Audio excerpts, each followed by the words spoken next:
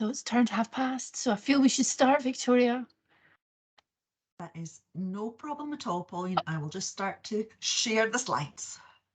Thank you. So, hello everyone. Great to have you here with us.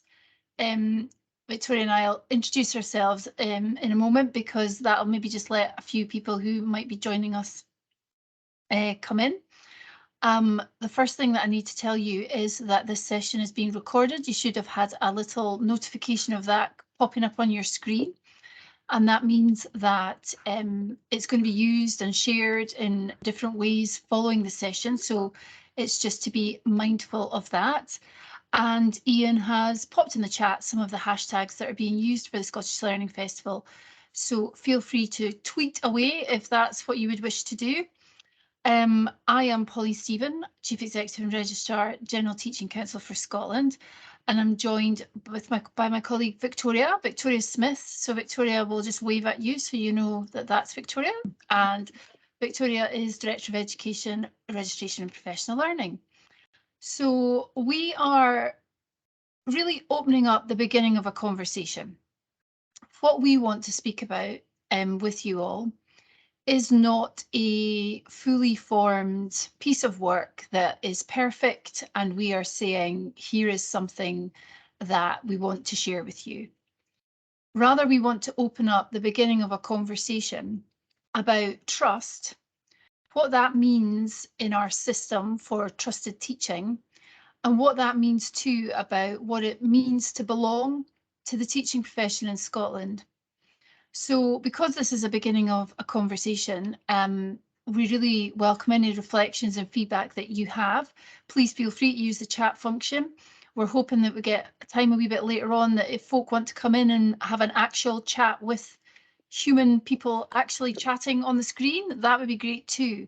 So please feel free to offer us some of your feedback, whether you agree, disagree, or have any other comments that you want to share. So let's move on, Victoria. I'm enjoying this, Victoria, moving my slides. So the work of any teaching council, but the work of the General Teaching Council for Scotland is fundamentally rooted in trust and what that means. If you boil down all the work that teaching councils do, it could probably be argued that the root of it all is about maintaining and enhancing trust in a profession. So we're going to start by taking a little bit of a look at trust and why we think it matters. And, we know we've got dictionary definitions about what trust is, about being reliable, believing in ability of someone or something. But we're also seeing research now talking about what trustful leader behaviour is. And some of the research points to kind of 4 key features about what it means to be a trustworthy leader. Important for us to consider, given that leadership is that cross-cutting theme across the career journey of any teacher and the professional standards for teachers. So the 4 key themes people talk about are ability, that you know what you're doing, you're competent in the space that you occupy, that you have integrity, you do what you say you will, that you're predictable, that people tend to get the same response from you regardless of who's asking, and that you care, that you demonstrate that you care about the work that you do, about the people you work with, about the people you serve, about the people you work for. And there's a more recent book called The Trust Mandate, which is absolutely nothing to do with schools and education, but has some really useful insights about what trust means in transactions between people. And it offers some examples of how people, for instance, choose a financial advisor. And whether they choose somebody who has 5-star reviews and is very seen to be top of their field, or whether they prefer to choose someone who they can build a relationship with, who they can connect with, who speaks with them in a way that they understand. And so the trust mandate looks at the 2 central themes of ability and warmth. And maybe you could just have a think now about if you were choosing a financial advisor. I'd love to be in a position to choose a financial advisor. I'm always very impressed with people who choose financial advisors. What do you think your balance would be? Are you going to go for the person who is super competent? Are you going to go for the person that is relational and warm? And the research that they've done is really quite interesting about where that balance lies. So I'll just leave that floating and see if anybody wants to come back about where they feel that the balance lies in people's decision making. There is a group of people called Edelman. They are a global communications firm. They have studied trust for the last 20 years. So they talk extensively about trust in the system, trust that allows us to take responsible risk as brands, institutions, governments, companies, and also allows us to rebound from any mistakes that we might make in that space. So if Victoria pings the slides on, you will see that this comes directly from the Edelman Trust. If you're interested in them, they're easily Googleable, can't say that word. And every year they tend to sort of highlight 10 themes that they have discovered through their evaluation about trust. And this was the theme list for 2022. And you'll see that some of them are probably more relevant to the world of education and schools and teachers and learning. But there are some big themes there about distrust being society's default emotion, which is incredibly troubling, and that out of all of the institutions that they explore, business appears to be the most trusted. So business is trusted more than governments, more than the media, more than institutions of a different sort. And folk are really concerned that fake news is shared with them and that it creates a sense of fear, a fear about not being clear about what's true, what's not true, and what that means for how you can trust people, organisations and professions. So what they do, if we move on, Victoria, is they take this snapshot of their findings and they offer some potential solutions for what might be done to improve the situation and restore a cycle of trust, try to manage and deal with the distrust in the system. So these are their 4 recommendations for this year. People want more business leadership, not less. People want to see tangible progress and for institutions, companies, whoever to demonstrate progress, to show indeed that the system works, not to focus solely on what doesn't work.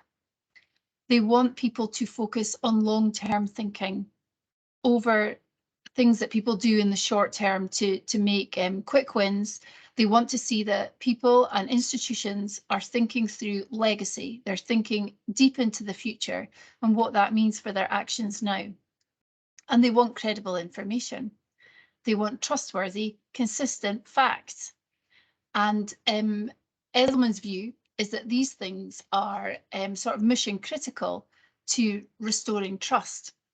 So you are now wondering what I'm going on about and how this all comes into the world of teaching and why a teaching council would be interested in this. So if we move on, Victoria, we want to just take this thinking about trust and have a think about what that might mean in our collective context now. So when we think about what happened during the pandemic, there might be a consideration that individual people's views about teaching and teachers has shifted or altered or changed. So we had a situation where children were at home for a period of time.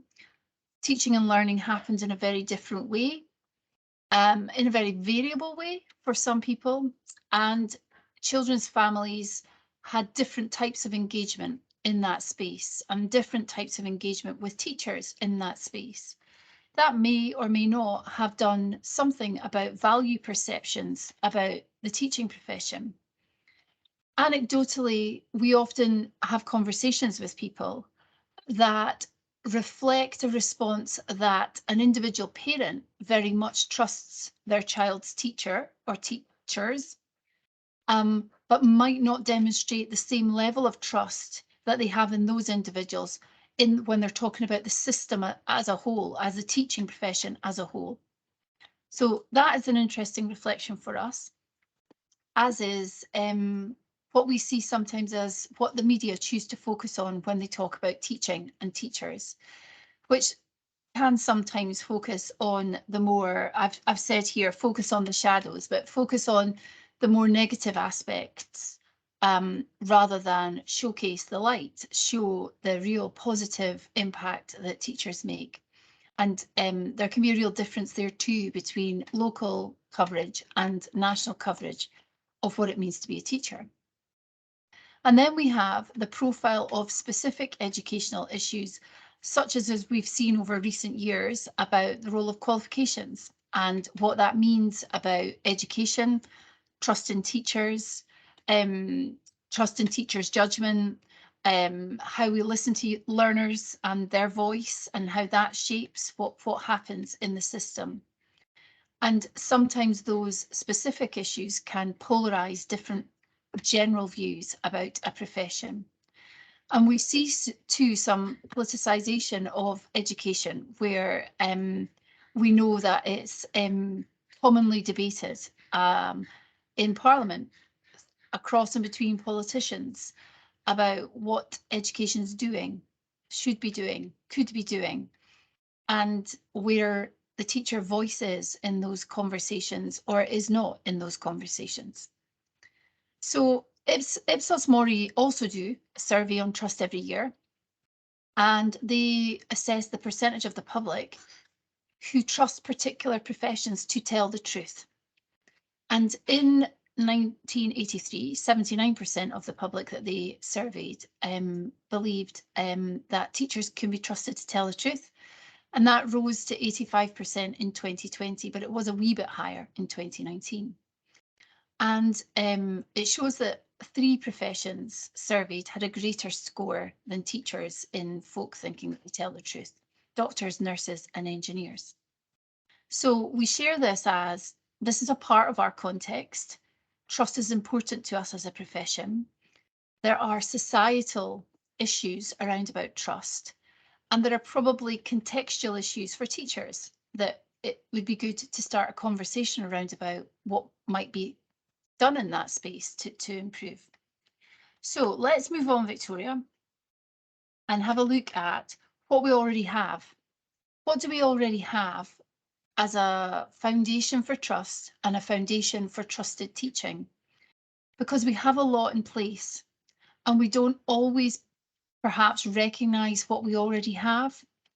So as a profession, we've got a long established history of agreed entry standards. We have teachers who commit to ongoing learning throughout their careers. We have shared professional standards. We have a code of professionalism and conduct, and we have a regulatory process. So we have an inbuilt system to manage serious concerns, and that is a system that we can quite rightly call self-regulation. The work of the General Teaching Council is funded by teachers. The core work of registration and regulation is funded from an annual fee that each teacher in Scotland pays every year. So we can very overtly say that the work that we have, the strong professional foundation for trusted teaching that exists through the contributions of individual teachers. So individual contributions meet that collective responsibility. So we would argue that our starting position for trusted teaching is really strong. We have these things in place.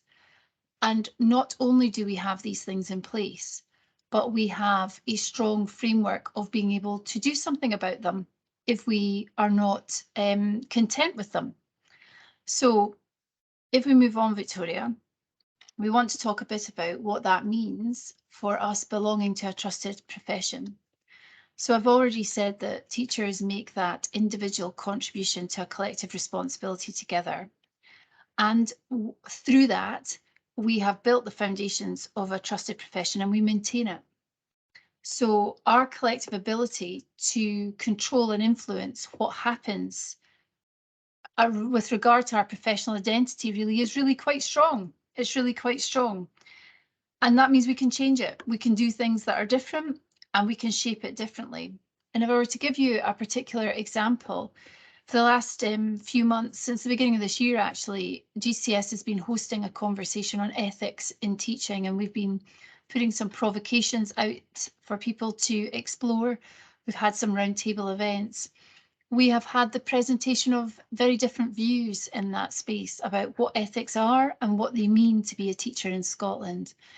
And that would be an example of an exploration of one element, a fundamental element, I would argue, about what it means to be a teacher, that we can hold some space to have a conversation about, to see if the outcome of that conversation means that we need to change some of our foundations. Is there something we need to do differently with our code of professionalism and conduct? Do our professional standards cover the essential components? Are our professional values the ones that continue to be relevant to us all as a profession? So we can reshape and we can modernise as we go. There is, of course, a challenge for us in that space, because a teaching council cannot reshape and modernise everything all the time in a way that is incredibly fluid, because the balance of having contemporary materials and contemporary supports for a profession has to be made with, there needs to be some consistency, some predictability. People need to know where they are and understand what the current picture is. So we have talked today so far about trust, what that means in society, what we may have to do as a society to break cycles of distrust, what that could mean for teachers as a profession in trust. And we've briefly shared what some of the foundations that we already have in place are around about trust. So now I'm going to ask Victoria to tell you a little bit about a wee snapshot survey that we did, asking teachers their views about trust. Over to you, Victoria. Thank you, Pauline. I was just having difficulty there with unmuting and moving the slides on. Thank you, everyone. In May 2022, so earlier this year, we conducted a flash survey. We took a snapshot of views through this flash survey in which we asked two key questions. The first question was really, how trusted is the teaching profession of Scotland? We had an amazing response to this with, you'll see there, 1,146 responses, but those responses took place in about 24 hours. So the results of that are actually here in front of you on the slide. You can see from it, the information tells us that there's no real consensus. You know, there were 49% of those that responded thought that there was either highly or moderately trusted. But that was balanced out with 35% saying that actually there was highly or moderately mistrusted, and 17% of individuals thinking really middle of the road. So this really does give us pause for consideration in comparison to the information that Pauline shared earlier to do with the Ipsos Mori 2020 results. And as this really does appear to reflect that trust in our profession by others is often higher than we would report ourselves. The second question that we asked was, okay, so what could we improve? So you'll see from this slide in front of you that there were 5 key themes that came through in the responses. First and foremost was give teachers a voice.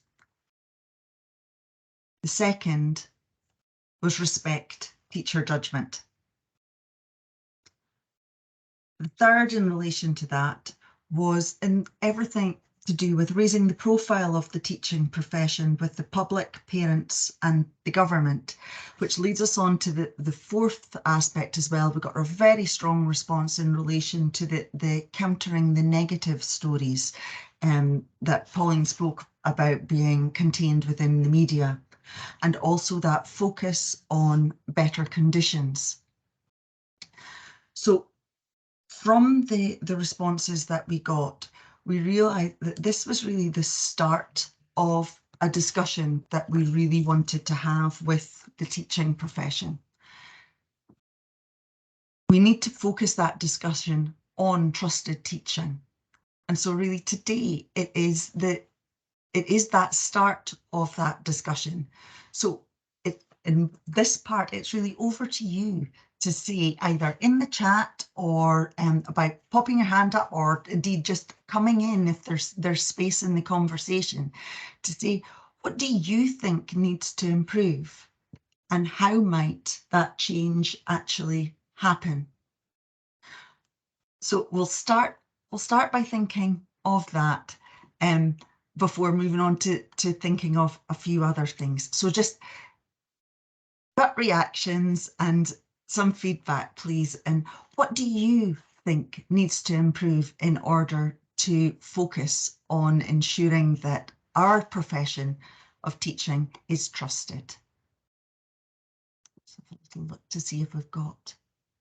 Oh, I can see some people typing into the chat. Victoria, you're flashing wonderful. Your notes up on the screen. I'm just letting you know your secret notes. Just letting you know. Did they come up? Mrs. Green is typing. Mrs. Green is typing. Thank you. Are they up at the moment, Pauline, or did they just flash up? No, it's just a slide. Wonderful. Yeah. Wonderful. Yeah. I'm giving away all the secrets of the secret notes. That's the Right. Mrs. Green's talking about more sharing of achievements and success stories. And so that was definitely a theme, wasn't it, from the flash survey? I suppose our question is how best to do that. Yes. How best to do that in a way where it's really real and people see the difference. You know, I think we all see the debates that happen in education about the negative things, the things that people believe are not happening quite so well. And the level of interest around about the achievements is less. But what the Edelman stuff says that I think is really interesting is show it works. Show where the system works. So I think that's a really good point. We are open, Mrs. Green, to ideas about how best the how of that, I suppose, how that can happen. Yeah, and you're coming back there to say pupil voice, telling the impact on them of something that happened. Yeah. And that's the really powerful stuff, isn't it? When you get a young person speaking about the difference that a teacher has made to them, often some years later down the line. And the difficulty sometimes about why the performativity culture is difficult for a teaching profession, because the impact sometimes is not known for some time. The true impact of teaching is sometimes not known for some time. And Michelle, you're saying here, professional judgment being taken into account with complex SW cases. Help me with SW. What do you want to come in there, Michelle? It'd be social work cases. Is it social Michelle's work? Helpfully typed in. Ah, perfect, Michelle. Yeah, social work case. Yeah. So I'm assuming you're meaning they're complex individual young people situations and understanding the teacher's professional role in that space when working with individuals. But you correct me if you feel that that's not an accurate reflection. So far, there's a little bit of focusing on the individual, isn't there? How does that come through, the individual child and young person? And here's Neil. We need an ethos of open, transparent and fair, but also recognise that we teachers are hidebound by issues of client confidentiality. We need understanding which is conceptually framed and not deconceptualized, a theoretical. How good is? Okay, this, Neil, is very interesting to me because I have an obsession. I have many obsessions, but one of my obsessions is I'm very uncomfortable about education chat about what works. I think it's too narrow. I think it's too, I'm being kind, I think it's wrong. I think we need to look at what works in what context for which children and which teachers and which young people, and it's far more nuanced than that. And that's where the power of teacher professionalism comes into that space. I don't know if that's where you're coming from, Neil. Do you want to come in? Feel free. Thank you for that. Can you hear me on my mic okay? Yeah, we've got you. That's great. I'm so glad what you're saying there. I think this is huge. I'm speaking from the point of a very long-standing small school, rural primary school head teacher. And we've gone through an education revolution in the 20 years since I took up my post. And I think we're in the very early stages of untangling it. And I've actually written and analysed a huge amount on this and matched it to the school. But I think there's issues of trying to grade us all to our parent communities and the press, and it's causing an overwhelming deluge of distrust. And we need to unpack this. I've got more on this, but this is just a quick soundbite. Great to be here. Well, it's great to make the connection, Neil, because it's these kind of connections that we need to make around about this space. And it's moving into the what can be done that's positive. I think we all know what the issues can be around about it, but it's into the sort of doing space, isn't it? And what we could do together as a profession. So yeah, that sounds good. It sounds like you've got things you'd like to speak to us about, which would be great. And Michelle, you're coming back in here, looked after children, complex additional support needs, personalisation, bespoke teaching, learning packages. These are not given the credit they deserve from the investment and research of the class teachers to meet these complex needs. Michelle, I completely agree. And I completely also would suggest that our starting point sometimes, in my own opinion, is in the wrong place. We start with, let's talk about all children, and then let's speak about additional support needs, rather than flipping that. And the starting position should be, how do we get this right for everybody at the outset? So absolutely. And I'm assuming, Michelle, in there too, that there might be some reflections about what kind of support, resource support, professional learning support teachers could benefit from to help that. So teachers don't work in isolation, they work in schools with other partners, with other professional groups, and it's what might happen in that space to improve what you're saying there. But Michelle, you come back in, and if you'd like to come in, Michelle, we don't have a big group, so feel free to come in and chat if you think that is going to work better. Yes, you're saying there, Michelle, about training and professional learning is really key, but needs to be prioritised in the school improvement plan. And one of the, so every year, GTCS, we ask teachers to tell us, give us some feedback around about professional updates, their work in that space for the year. And over years, professional updates nearly 10 years old. Over years, the consistent feedback has been very practically, how do teachers get time and space to think, to reflect, to do the learning that they would wish to do? And Ian is offering their collective and consistent shared understanding of how leadership can be owned across the system through trusting relationships. Yeah, and I am really interested in those aspects that we spoke about at the beginning of trustworthy leadership, which have been pretty well researched by different people to boil down to those four things. And I think there is something really fundamental there, Ian, about what it looks like across the profession in its totality. I don't know if you wanted to come in there, Ian, or you want to say anything there, particularly about leadership, because I know there was a session on this morning about middle leadership, wasn't there? I managed to catch some of that session earlier. There's probably some connections. Yeah, no, absolutely. And that session that I was in, it was just, leading from the middle is such an important aspect of how you build those trust and relationships. But it's really, I suppose, looking at that kind of systemic approach leadership, that whole concept of influencing and nudging the system and moving things along. And that comes from building those trusting relationships. And you know, I can think back to my time in local authority, working as a head teacher, working as an education officer. The most successful school communities were the ones where there was trust, where staff felt that they owned improvement, where they felt they, you know, there was that shared vision and set of values in place, and that there was a culture in place where people could make mistakes, where people could work together. There was that kind of, you know, no single point of failure approach. Everybody had that way of working together, and it just makes such a difference to a school culture. But I suppose really that has to come at all levels in the whole system. And it's, you know, for me, it's getting that approach where everybody understands that. Because if you've got, for example, say a school working in that way, but it's not working in, say, a collaborative cluster or a local authority, then there can be breakdowns. So it's trying to get that shared understanding. And actually, interestingly, I was listening to some young people this morning on one of the sessions, and they seemed to get it. You know, they were talking about how they had pupil voice and they had ownership, and they felt that they were part of their school system. And you think that's what we need at all levels, and it's just trying to work together collectively to do that.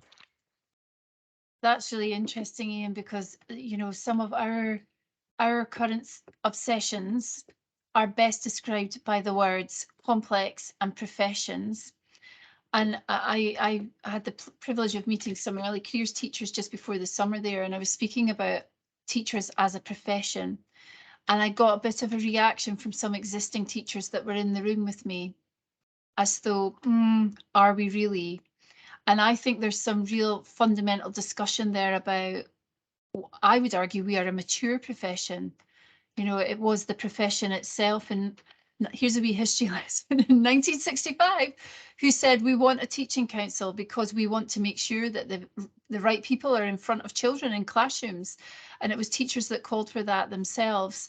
And so we've got this kind of deep history of doing that for ourselves. That's what we were trying to say earlier about, you know, there are things we control for ourselves. There are things that we can change. There are things that we can influence for ourselves. And it is possible to do that and have honest conversations about what needs to shift in that space. But we have to do so in full recognition of the other word. We exist in complex space. And my take on it is that is not going to go away. There are no simple solutions to the complex world of what it means to be a teacher in Scotland. My take on it is we have to embrace that complexity and try and influence it and use our collective voice in space to make change. Super complex space, we need to embrace it. And I think we have to watch that. That's when Neil came in, that's what I maybe didn't reflect really properly was, but that narrow what works focus is us occasionally, I think, trying to find simple solutions to what are complex issues. And it doesn't mean that we can't find solutions, but it does mean that they're going to look different for different children, for different teachers in different contexts. And that's where trust comes in. So and that's okay. That is okay, because we trust teachers to be doing the right thing by their learners. Neil's come back in here. All school relevant professionals brought within the compass of the GTCS and COPAC. That is interesting, Neil. They are hugely muddled issues with overlapping and contradictory methods of accountability and regulation. Ah, excellent. This is a really interesting space, Neil. So it's probably not of huge interest to everybody in this chat, but in summary from Pauline, the role of a professional regulator, which is what one of the things that GTCS is about the regulation of individuals. And I am not sure that the profession is rightly proud of the fact that there is a system of self-regulation funded by the profession that deals with the most serious issues where things have gone wrong and teachers have done things that perhaps they shouldn't have. And how that interacts with system regulation, which I'm reading into your points, Neil, is about the system, the regulation of the system as well. There is scope there to bring greater clarity. You describe it as a jumble, Neil. What tell us what you think about that. Okay, Pauline and others, I was just writing another note. One slight disagreement, it's not just about system regulation, it's about other people in other roles who have an immense effect on schools, but they're not teachers. And there's huge numbers of them. And also the place for legitimate differences of professional opinion within the framework, because we're doing things that are in accordance with the GTCS standards. But there are huge differences. And the other thing I want to say, I don't know how it happened, but I've had huge international involvement. Education outside Scotland is so different, particularly the UK, is so different. And there are different theories, different models, different forms of accountability, regulation, evaluation. But also it's not just system regulation, it's the regulation of individuals within those.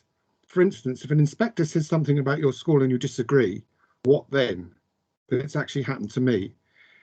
And then what they say can have such a powerful effect on your own community. And if it actually firmed is in, when we were going through the earlier stages of a curriculum for excellence, I thought that HMIE were completely out of step. I mean, I wrote several articles in the Times Educational Supplement on this. And what I found was it was almost forbidden, that you weren't allowed to talk about the conceptual framework and how it's being enacted in schools. So that's an area that I think needs to be hugely opened up now with the national conversation that was launched yesterday. And I will be taking part, and I will get in touch with you because I'm really enjoying this. So thank you very much. Oh, thanks, Neil. That's great. And yeah, I think a Pauline reflection, not a GTCS reflection, a Pauline point of opinion is that it's okay to disagree with each other sometimes in Scottish education, and perhaps we need to find better methods.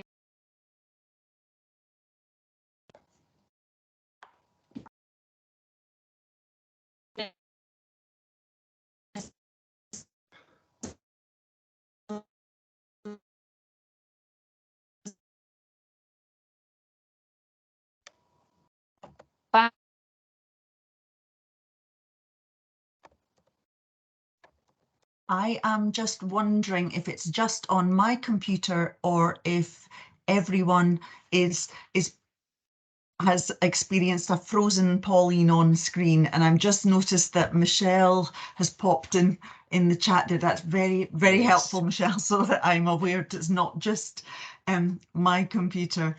Thanks for that, Michelle. Yep, I think we have got Pauline frozen just now. Yeah, no problem. That's not an issue at all. What I will say in this space is we will be in. Oh, Pauline can hear us all. Wonderful. I was just thinking that Pauline we will always be wondering what it was that there was the Pauline-ism that you were wanting to add into that. That has been a truly fantastic discussion so far in relation to this. And I think it's always worth us recognising as a profession the things that we can actually control in this space, you know, the things that we can adapt and the things that we can influence. And that is one of the things that GTCS Scotland is really trying to do. Oh, here's Pauline back. She's really trying to do in this space, from opening up these conversations and from learning from the profession.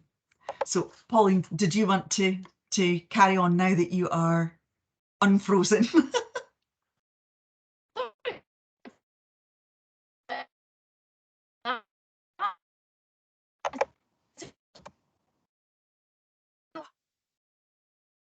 I'm terribly sorry, Pauline, but I'm not sure if it's just for myself, but your input is breaking up a little bit there. Michelle has suggested if you want to switch off your camera, that might help and might help the connection. If you don't do that in a moment, then I'm conscious of time, and so I will carry on. This is always the beauty of two of us presenting together. Right, let's have a. Rachel, I can hear you now. I can hear you now. Can you hear me? We can hear you, Pauline. Can you hear me? Right, good. Let's finish up right while the going is good. Okay, so go on to the last slide, would you be? Great. So we've been mentioning that this is the beginning of a conversation. Sure, I can see that you've offered a reflection there about the culture of the Scottish education community and how open and trusting there can be about full and frank discussion.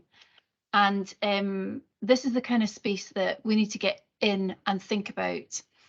And we want to finish by saying that, you know, I talk a lot about we're on a hill together. We're on a hill together.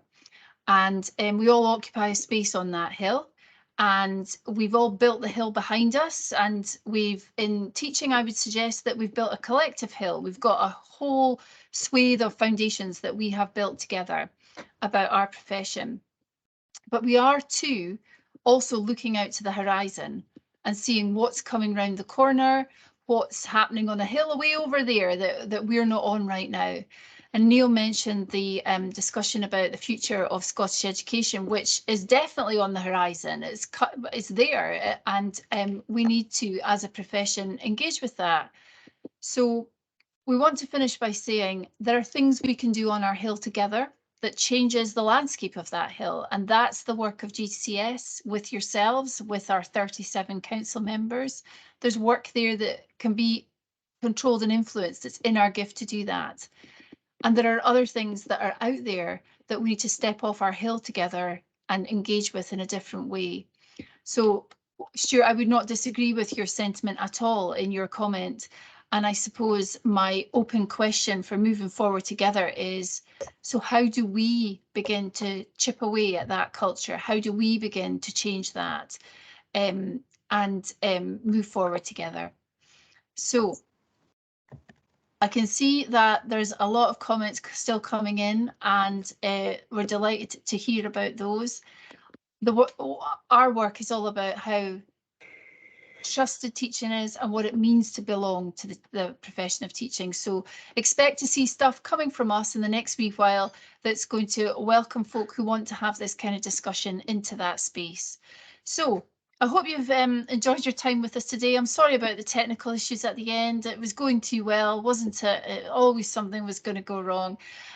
Victoria and I are always delighted to have conversation with anybody who wants to speak about this stuff, because we believe it's the stuff that really, really matters. So thanks. It's great to have you all. And we're going to finish up there, I think, Victoria, and tell everybody to go and have their lunch if they've not already managed to do that. But good to have you all. Thanks very much. Take care. Thanks.